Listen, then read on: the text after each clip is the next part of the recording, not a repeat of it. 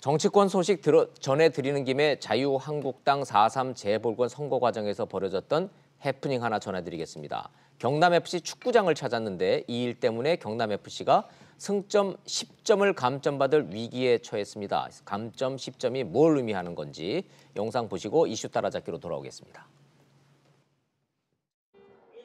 경남FC와 대구FC 경기를 앞둔 창원축구센터. 빨간색 재킷을 입은 자유한국당 황교안 대표와 4.3 보궐선거에 출마한 강기훈 후보가 관중석에 나타납니다.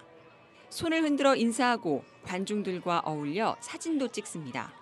잠시 뒤 누군가 제지에 나서자 그제서야 재킷을 벗습니다.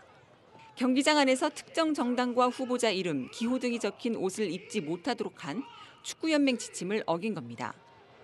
축구연맹은 정치적 표시가 담긴 물품을 경기장에 반입할 경우 홈팀에 승점 10점 이상의 감점, 불이익 등을 주도록 하고 있습니다.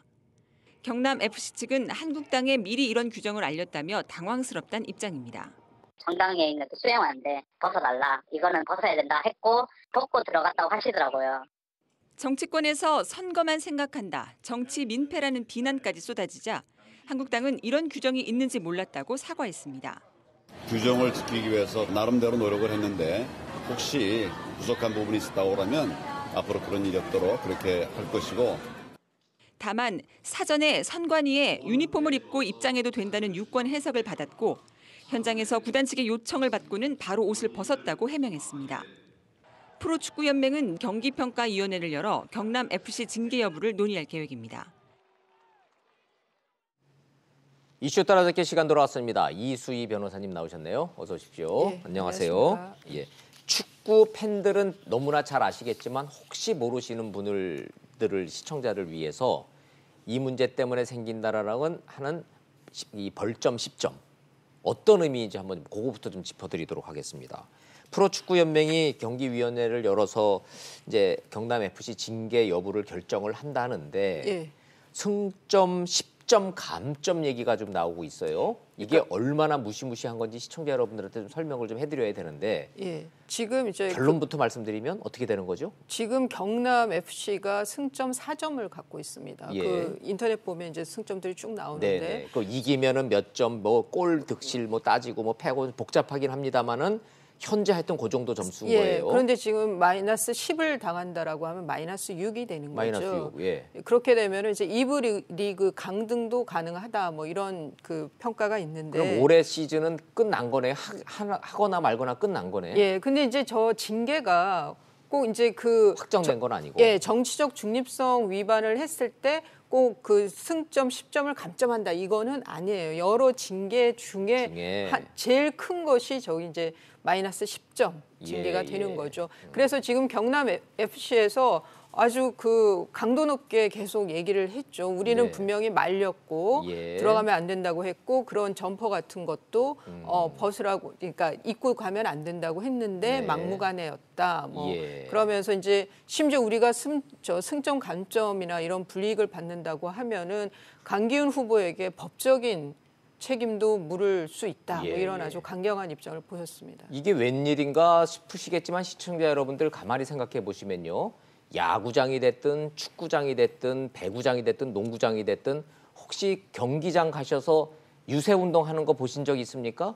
없습니다. 못하게 돼 있습니다. 이거는 대한민국만 그런 게 아니라 전 세계의 모든 프로 스포츠를 하는 나라에서 스포츠 경기만큼은 이 안에서는 정치적 중립을 지켜야 된다는 명확한 룰이 있습니다. 이거 사실은 상식인데. 예, 뭐 독도는 우리 땅 이런 거 들고 있다가 문제되기도 하고. 국제 경기에서도 한일 간의 명백한 사실인 독도는 우리 땅이라고 하는 그런 이 플래카드 같은 거 구호 들면은 제재당하거든요. 왜냐하면 여기서는 싸우지 말라는 거예요. 이 스포츠는 스포츠일 뿐이니까. 맞습니다.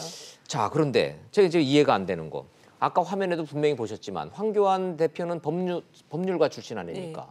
근데 빨간 점퍼 들고 그 잠바 입고 그리고 가서 막 그 유세운동 했잖아요. 경기장 들어가서. 그러니까 이제 뭐 선관위의 유권 해석을 받았다라고 지금 이제 한국당에서는 얘기를 하는데 그렇게 얘기하고 있어요. 이게 공직선거법 위반은 아니에요. 예. 공직선거법에서 그 선거운동을 못하도록 되어 있는 게 이제 예시가 네, 되어 네. 있거든요. 거기에 뭐 지하철 안이라든가 지하철 역사 아니면은 뭐 마트 대형 마트 안에 뭐 이런 데는 못하도록 법에는 돼 있어요. 공직선거법엔. 네. 하지만 저 운동장은 안 돼 있는 거예요. 축구 경기장 예, 예. 안이. 그런데 이거는 그 선거법의 문제가 아니라 프로축구 연맹 규정과 관련되어 있는 거죠. 이해가 됐어요. 지금 저 황교안 대표를 비롯해 저기 출마한 정치인은 그렇게 큰 처벌이 아닌데 논란의 그렇죠. 여지만 예. 있을 뿐이지. 예. 문제는 저 프로 구단이 이제 괜히 불똥을 튄 거네요. 예, 그렇습니다. 그러니까 이제 그 경남 FC하고 대구 FC 예. 사이에 대결 그 축구 그럼 경기였거든요. 그 홈 팀이 제재를 받는 거죠? 벌점을 받는 거죠? 어웨이 예. 팀이 받는지는 않겠죠. 그리고 지금 간 게 지금 이제 그 창원 성산 후보랑 같잖아요. 맞아요. 그러니까 경남 FC 그리고 저희 장소가 창원이었어요. 창원이에요. 창원 축구센터였고 그러니까 경남 FC 입장에서는 이게 불똥이 본인들한테 튈 수가 있으니까. 세상에 이런 날벼락이 어디 있습니까? 그렇죠. 예, 그러다 정치인들한테 껴들어가 가지고 프로축구 선수들, 구단, 그다음에 저 팬들이 지금 까딱 잘못하면은 시즌 시작도 하기 전에 꼴찌되게 생겼잖아요. 예, 저게 이제 그야말로 구단과 서로 교감이 있는 상황에서 저랬다 그러면 저는 정말 승점, 10점 감점이 예. 가능한 사안이죠. 근데 하지만 구단은 아니라는 예, 거예요. 공식 입장이 아니라는 거예요. 지금 우리는 분명히 말렸다는 거고. 예, 말렸는데 막무가내로 아마 저게 좀 운동원들도 있고 하니까 예. 약간 세에서 밀린 것도 있는 것 같고 그러니까 도의적인 책임은 물론이거냐 법적인 책임도 후보한테 물을 수 있다 이런 입장입니다. 만약에요. 이제 변호사시니까 예. 이 문제가 징계를 받게 돼서 창원 FC, 경남 FC가 무슨 불이익을 당했잖아요. 예. 그래서 구단이 불이익을 당하고 팬들이 이제 막 순위가 떨어지고 그래서 문제가 되면 예. 저 구단이 자유한국당을 상대로 무슨 손해배상 청구를 소송을 내거나 무슨 법적인 이 대응을 할 만한 소지가 있습니까?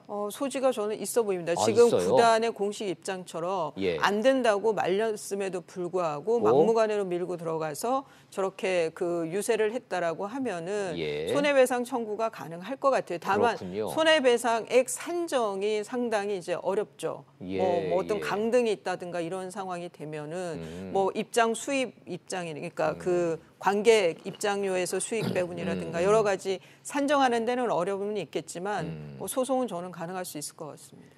시청자 여러분들이 한 번도 이런 거 보실 적 있나 모르겠지만 징계 대상 중에 무관중 경기라는 것도 있더군요.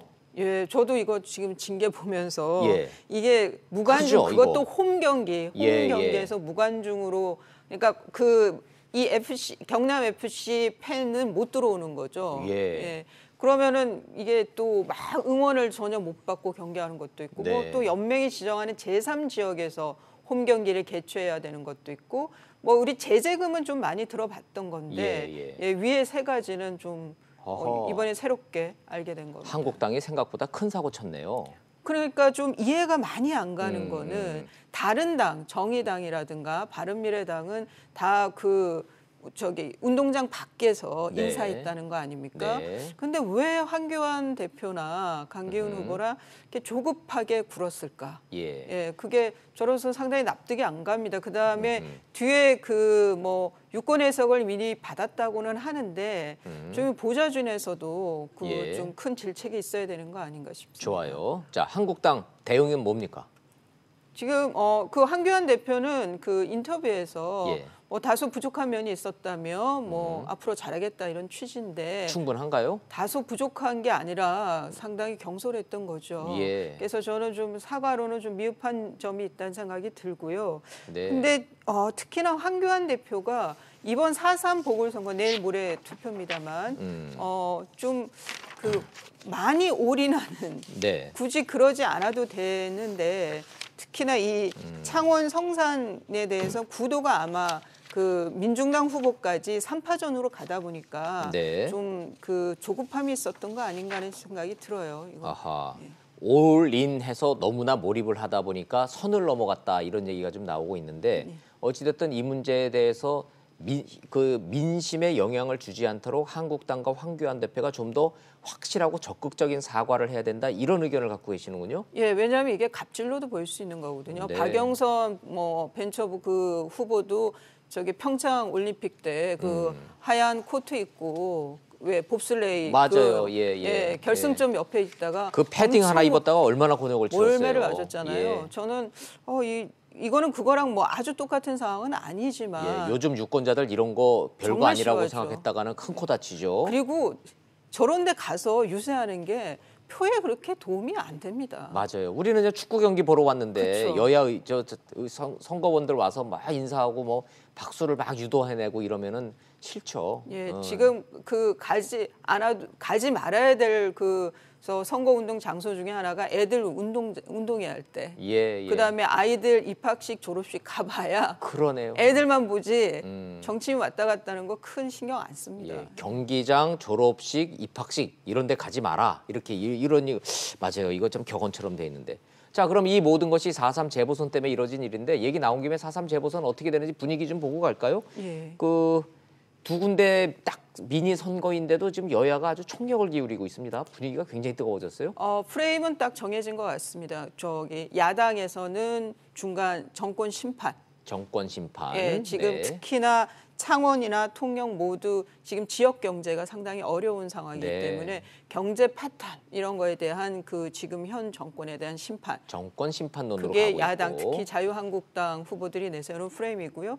반면에 이제 민주당의 경우에는 창원 성산의 경우에는 이제 그 정의당 후보로 단일화가 됐죠. 네. 예. 그러면서 이제 이곳에서는 뭐 여전히 노조가 좀 강한 곳이긴 한데 그것대로 가는 것 같고요. 네. 그다음에 이제 통영 고성의 경우에는 예산을 가지고 예. 어려워진 경제 우리가 우리 여권 후보 예산 확실하게 밀어주겠다라는 네. 걸 이해찬 대표가 강에 그 지도부도 모두 얘기를 하고 있는데 여기에 대해서 야당도 맞불을 놨어요. 한국당에서도 네.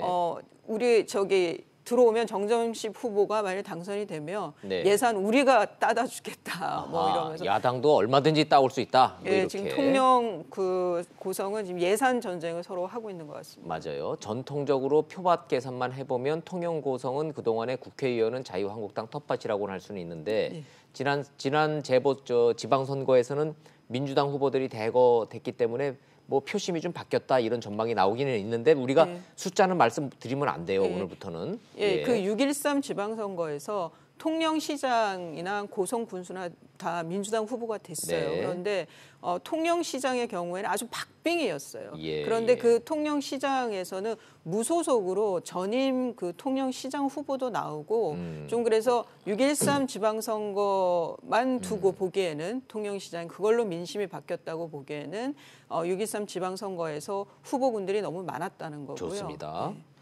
사전 투표 시작됐죠? 예, 사전 투표율만 놓고 보면은 열기가 어떻습니까? 지금 사전 투표율이 처음 도입된 게 2013년인데 네. 그 이후로 최고 사전 투표율이래요. 그래요? 그 얘기는 조직이 돌고 있다고 볼 수 있어요. 예. 그러니까 누가 얼마나 적극 투표층을 조직을 동원해서 투표장으로 끌어내느냐 투표율 싸움도 있는 것 같습니다. 사전 투표율이 높다라는 거는 열기가 뜨거워졌다는 얘기도 되지만 동시에는 조직표 대결도 뜨거워졌다 이렇게 보시는군요. 예, 저는 그런 것 같습니다. 알겠습니다. 자, 좋습니다. 자, 이러면서 또 세간의 관심사 중에 한 명이 이제 장자연 사건 재수사인데 그 유일한 증인인 윤지호 씨가 신변 보호를 요청을 했는데 뭐 안 됐다 이런 얘기가 들리대요. 그러니까 이제 스마트워치라 그래서 경찰에서 보호가 필요한 사람들한테 이게 시계예요. 저게 위험할 때 저기 스마트워치를 누르면 담당 경찰관한테 문자가 가고 그러면서 조치를 취하도록 되어 있는데 윤지호 씨가 요청을 했는데도 지금 9시간 47분 경과했는데 아무 연락이 없다. 저게 지금 3월 30일 청와대 국민청원 게시판에 올라온 글이에요. 본인이 청와대에다 올렸죠. 그러니까 윤지호 씨가 경찰에서 어떤 조치를 안 해주니까 두려움에 이 청와대 게시판에다가 올린 겁니다.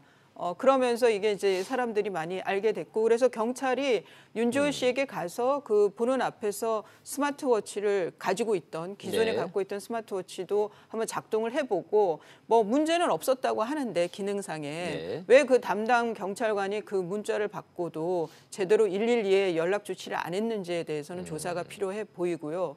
그리고 새로운 스마트워치를 지금 다시 배포를 다시 줬다고 합니다. 그리고 이제 윤주호 씨가 불안하게 생각했던 몇 가지 근거가 있어요. 뭐 지금 그 환풍기에 줄이 날카롭게 잘렸다. 네. 뭐 출입문 위쪽에 오일 같은 무슨 액체가 흐르고 있다. 뭐 이런 얘기들 그 신고를 해서 그거는 또 국가수에서 좀 정밀 검사를 한다고 합니다. 자, 어찌됐든 본인이 예민해 있을 수는 있지만 내가 좀 신변의 위협을 느끼고 있습니다라고 해서 경찰이 채워준 시계를 누르면 네. 뭔가 답변이 와야 되는데 그게 기계가 고장난 것도 아니라며요. 예, 기능상 작동에는 그 앞에서 했을 예. 때는 문제가 없었고 112 신고한 게 3번 신고한 게 그런데 분명히 나와 있는데 문자는 왔는데 담당 경찰관은 그거를 이제 요즘 말로 일씹이라 그러죠. 읽고 씹었다 그래서. 예. 근데 그 담당 경찰관이 왜 그랬는지 좀 많이 납득이 안 갑니다. 그것도 지금 해명이 안 되고 있고. 지금 윤주호 씨는 이 장자연 씨가 소속됐던 소속사에 있던 여배우들이 좀 그 자살하는 일도 네. 있었고 이러면서 여러 가지로 봤을 때 본인 주변에서도 좀 예민해지는 것도 있겠지만 뭐 사고들도 있었고 이러면서 상당히 위협감을 느끼는 것 같습니다. 실제로 이 안전하게 무슨 신변 보호가 되고 있는 겁니까? 그 이후로? 지금 여가부에서 그 안전가옥이라고 그럴까요? 예, 예. 예, 은신처를 제공을 해서 거기에서 또 스마트워치까지 또 갖고 있었는데 이런 상황이 생겨서 다시 거처를 옮겼다 그럽니다. 믿을 만한 여자 경찰관이 같이 옆에서 보호하고 있고요. 그래 지금 그런데 윤주호 씨 주장에 의하면 본인이 이제 사설 경호를 받고 있다고 그래요. 사설 사비로. 경호도 받고 있고. 알겠습니다. 뭐 이렇게 매우 중요한 증인으로 지금 주목받고 있는데 본인이 이런 불만을 갖고 있지 않도록 잘 관리를 좀 하긴 해야 되겠군요. 예, 그렇죠. 예, 알겠습니다. 잘 들었습니다. 여기까지 듣겠습니다. 고맙습니다.